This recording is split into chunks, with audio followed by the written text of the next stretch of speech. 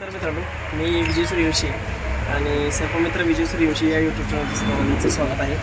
आज आपण बघा कडेगाव तालुक्यामध्ये येवलेवाडी या ठिकाणी पोहोचलेलो आहे. तर एक गोनस जाती साप त्यांना दिसला होता असं त्यांचं सांगणं आहे. तर गोनस आहे का डोक्या गोनस आहे का अजून कुठला साप आहे आपण आता बघूया. तर कुठं बसला म्हटलं हो त्याच्या मागं तिकडं हां असं काय असतं नाही.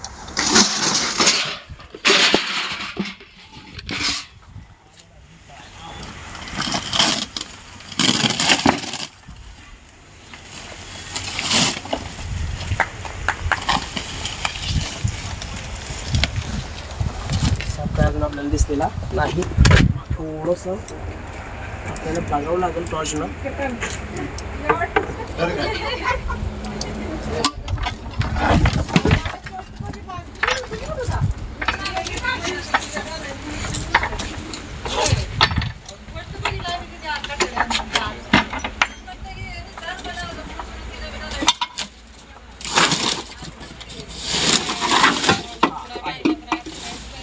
बघा मित्रांनो, या ठिकाणी हा रसेल वायपर हा गोनसचा दिसा आपल्या थोड्या वेळाने मी तुम्हाला बाहेर घेऊन दाखवतो.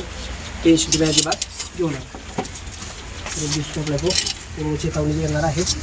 बराच मोठा आहे आणि बघितलं तुमच्या लगेच लक्षात येईल.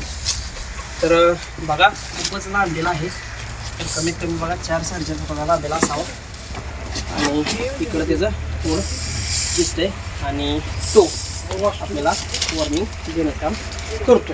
तर म्हणायचं ह्याला रसेल वायपर हायली वेनमस असतो बघा आणि त्याच्यामध्ये हेमोटॉक्सिक प्रकारचे विष असतात. तर याची लांबी जर बघितलं 4.5 फूट लांबीला साप आहे बघू शकताय.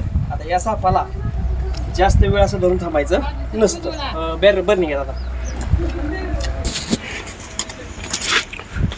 ठेवायचं पण या सापाला जास्त वेळ का थांबायचं नाही, कारण हा साप प्रचंड वेगानं हल्ला करू शकतो.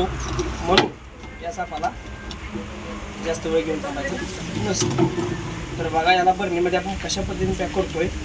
कारण बघा मित्रांनो की या सापाच्या चाव्या बसणं माणसाला भरपूर धोका होतोय. कारण ज्या वेळेला या सापाच्या आपण जवळ जास्त जातो त्यावेळेला सुरुवातीला पूर्व चेतावणी तो देत असतो. कुकरची शिट्टीप्रमाणे आवाज करत असतो. त्याला पहिल्यांदा आपण पॅक करून घेऊया कशा पद्धतीने तो आपल्याला बघायचं आहे. तर तो रिवर्स करतोय आपण, त्याला रिवर्स येऊन द्यायचं नाही. तर तो कशा पद्धतीने बसलाय बघा. कॅमेरामॅन तुम्ही जवळ याला काही करू नका आणि वरून त्याला शूटिंग दाखवा. तुम्ही पण या पुढे जरा. तर बघा त्याच्यावरची डिझाईन कशी आहे बघा. त्रिकोणी भाल्यासारखं टोक असल्यासारखं त्याचं डोकं आहे. मोठ्या नागपुड्या डोळ्याची बावली उभी आणि संपूर्ण शरीरभर तपकिरी. त्याला काळपट आणि पांढरी किनार असलेल्या शिक्क्यांच्या 3 रांगा आहेत रुद्राक्षाच्या माळेप्रमाणे बघू शकताय. सरासरी बघा 3 ते 4 फूट वाढतो. अधिकतम लांबीची 6 फुटापर्यंत वाढत असते बघू शकताय. आणि याच्यामध्ये बघा हेमोटॉक्सिन असतं जे की रक्ताभिसरण संस्थेवरती याच्या विषयाचा परिणाम होत असतो. आणि याचं नाव आहे गोनस. हिंदीमध्ये चित्ती आणि मराठीमध्ये गोनस, इंग्रजीमध्ये रसेल्स वायपर आणि शास्त्रीय भाषेमध्ये डाबोया रसेली अशी त्याची नावं आहेत. आणि वायपर कुळातील भारतामध्ये 31 प्रकार आढळून येतात. त्यातला हा सर्वात मोठा असतो आणि सगळ्यात जो लहान असतो तो श्वास केलेला वायपर असतो. लक्षात घ्या.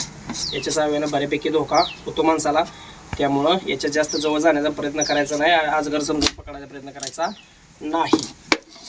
तर बघा याचं आवडतं राहण्याचं जे ठिकाण असतं ते उसाचा वाळलेला पाला, सोयाबीन यामध्ये तो बऱ्यापैकी आढळून येत असतो. आणि ज्या वेळेला आपण त्याच्या संपर्कात जातो जास्त जवळ त्यावेळेला तो कुकरच्या शिट्टीप्रमाणे अगोदर आवाज करतो आणि त्यावरून आपण सावध व्हायचं असतं. आणि लक्षात घ्या जास्त जवळ जाण्याचा प्रयत्न करू नका. शेतकऱ्यांना विनंती आहे की शेतामध्ये जाताना गमबूट वगैरे वापरा, जेणेकरून याचा हलण्याचा जो असतो तो गुडघ्याच्या खाली असतो. पाय पडल्यानंतर गुडघ्याच्या खाली चावण्याचा त्याचा बऱ्यापैकी प्रयत्न असतो. त्यामुळं गमबूट घालायला विसरू नका. चल.